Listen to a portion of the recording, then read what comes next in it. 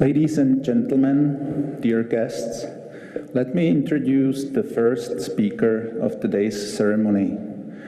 It's Professor Pokorný, the Vice Dean for International Affairs of the Faculty of Mathematics of Physics.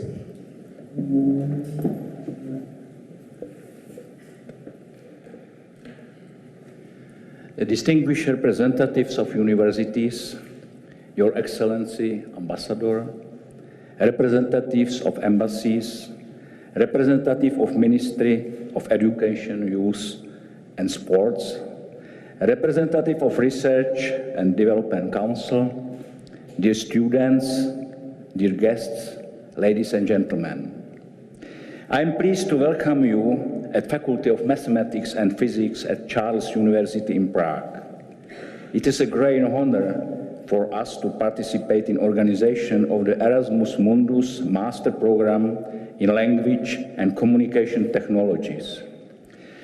Today you take part in the graduation ceremony where students of the double degree program will obtain a common addendum to their national diplomas. As our Charles University is certainly well known to you, let me say a few words about the Faculty of Mathematics and Physics and also about the building where we just are.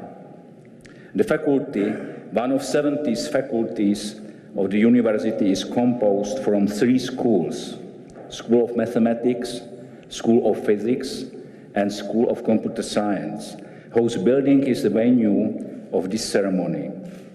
More than 4,000 of students study at the faculty in the last year, 1,600 students of which are students of informatics and of computational linguistics as well.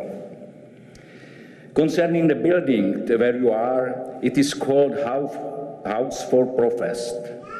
It was built in the 17th century by Jesuits working in their College Clementinum on the other side of the river. The building was the seat of the most important representatives of the order. Now you can find here restored rooms designated for teaching and staff use, computer laboratories, restored rooms, libraries, etc. This beautiful ancient refectory serves not only for conferences and concerts, but as you can see also for university ceremonies. Dear students, I congratulate you for getting your double degree and wish you all the best for your future. Finally, I wish you and the other guests also a pleasant stay in Prague, the golden heart of Europe. Thank you very much for your attention.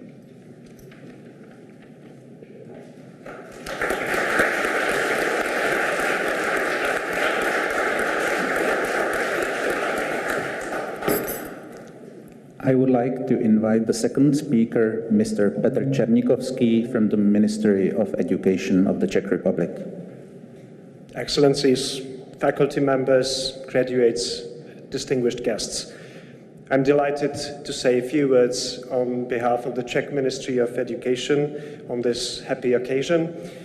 As most of you know, the Erasmus Mundus program has been with us since 2004, when the European Commission launched an attempt to create a parallel scheme to accompany the original, more traditional Europe-centered Erasmus. In contrast to that, the new program was established primarily to foster cooperation in the field of higher education between Europe and the wider world. Today, the second phase of the Erasmus Mundus program has been underway, and its global outreach has become perhaps even more important than it was expected at its beginnings.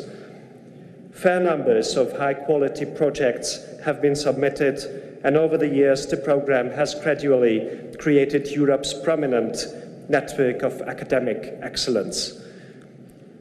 Yet, it was not only emphasis on the enhancement of quality of higher education that has been present in the program from its beginning, but also a strong call for promoting dialogue and understanding between peoples and cultures.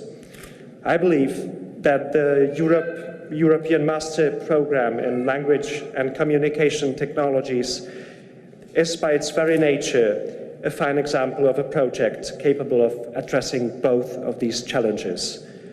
It is therefore a great honor for me to welcome you here in Prague, in a city with both a significant linguistic background and a profound multilingual and multicultural experience. I would like to take this opportunity to congratulate all the graduates who have successfully completed their studies in this highly prestigious program and wish them good luck in their subsequent academic careers.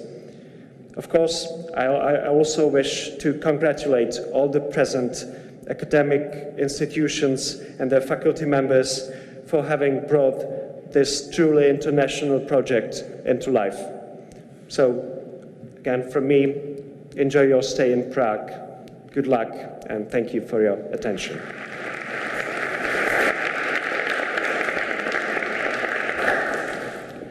The third speaker today is Professor Hans Uskoreit from the University of Saarland in Saarbrücken, the coordinating university of this program. Spectabilis, representatives of the university, of embassies, of ministry, dear guests, dear students, dear fellow scientists and researchers. The 12 graduating people assembled here have picked a field, language and communication technology, that is, you would think, very easy to explain to outsiders. The field has the words in language. We all know what language means. We all know what communication means. Language and communication even have something in common, and we all know what technology means. So how come then that, especially if you study this, you are confronted again and again with the question, what are you doing? Yeah? What are you doing in life? You can answer, you heard it, language and communication technology. Yeah? And nevertheless, there's a difference between automotive technology. Nobody asks you what you are doing with that, yeah? Because everybody's driving a car, yeah? Or aerospace technology, those are these planes, or maybe even battery technology or semiconductor technology. That's all very easy.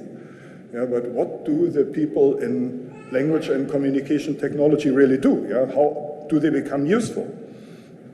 And a couple of years ago, when I started doing this, it was still difficult because I had to talk about the future. I had to say, eventually our research will produce interesting solutions for you.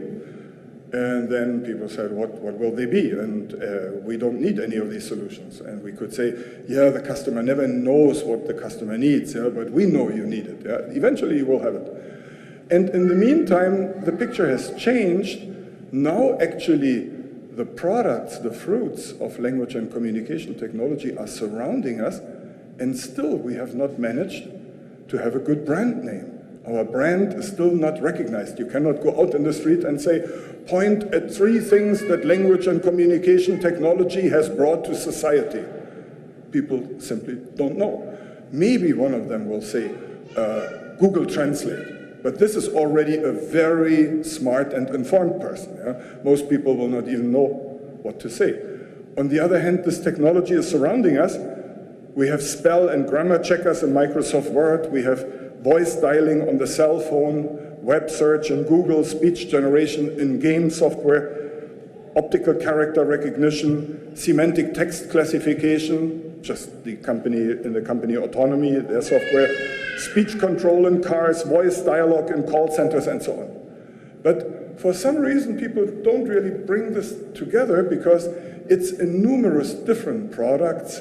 Some is with spoken language, some products have to do with written language, some have deeper processing, some have less deep processing, and it's spread all over the place, and we have not managed to get a brand name. Erasmus Mundus is a very good brand name, and we were very lucky that the European Union, represented by the Agency for Erasmus Mundus, granted the use of this brand name to our LCT consortium. So that's a nice brand name. But language technology, communication technology, and especially language communication technology is not that spectacular. On the other hand, if you have just followed the last 18 months, technology news in the last 18 months, we had the most dramatic breakthroughs that in a long time. Things that maybe 20 years ago we were too shy to predict in public. So companies have been bought and sold. A system called IBM Watson, watched by millions of people on the television sets, a nationally broadcasted TV quiz, answering more complicated questions than the human people could do. In the meantime, Google had renamed its search division. Some people may not know, Google search. I mean, you may not know that they have renamed it. It's not called search anymore. It's called knowledge. And they are building a knowledge graph, and they are really using natural language processing in order to build this knowledge graph. Actually, Google is one of the largest employers of people studying language and communication technologies. Siri is a system that was brought on the iPhone. That is a little personal assistant, not yet